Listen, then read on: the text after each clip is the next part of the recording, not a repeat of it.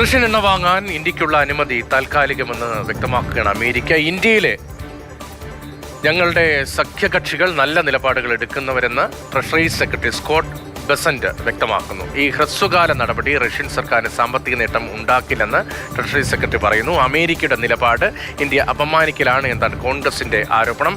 B ബാലഗോപാലിന്റെ അതിനു മുൻപ് പ്രതികരണം. Yesterday, Treasury agreed to let our allies in India start buying Russian oil that was already on the water. We have given them permission to accept the Russian oil. We may unsanction other Russian oil.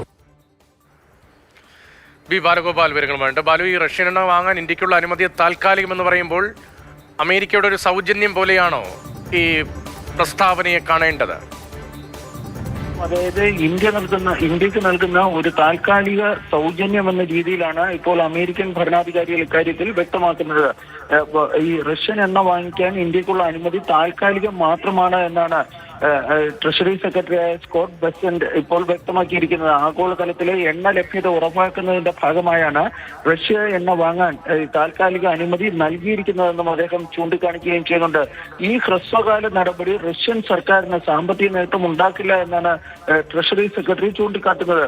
സംഘർഷം മൂലം കടലിൽ കുടുങ്ങിയ ചരക്കിന് മേലുള്ള പണമിടപാട് മാത്രമാണുള്ളതെന്നും ഈ Scott Bessent പറയുകയും ചെയ്യുന്നുണ്ട്. യഥാർത്ഥത്തിൽ ഈ ഇന്ത്യക്ക് നൽകിയിരിക്കുന്നത് ഒരു ആനുകൂല്യം എന്ന നിലയിലാണ് ഇപ്പോൾ ഈ അമേരിക്കൻ ട്രഷറി സെക്രട്ടറിയുടെ ഈ വാക്കുകളിൽ നിന്ന് വ്യക്തമാകുന്നത്. ഏതായാലും സ്കോട്ട് ബെസന്റിന്റെ പ്രസ്താവനയ്ക്കെതിരെ കോൺഗ്രസ് രംഗത്തെത്തിയിട്ടുണ്ട്. അമേരിക്കയുടെ നിലപാട് ഇന്ത്യയെ അപമാനിക്കലാണ് എന്നാണ് ഇപ്പോൾ കോൺഗ്രസ് വ്യക്തമാക്കിയിരിക്കുന്നത്. ദുർബലനായ പ്രധാനമന്ത്രി മോദി മൗനം പാലിക്കുന്നുവെന്നും കോൺഗ്രസ് ആരോപിക്കുകയും ചെയ്യുന്നുണ്ട്.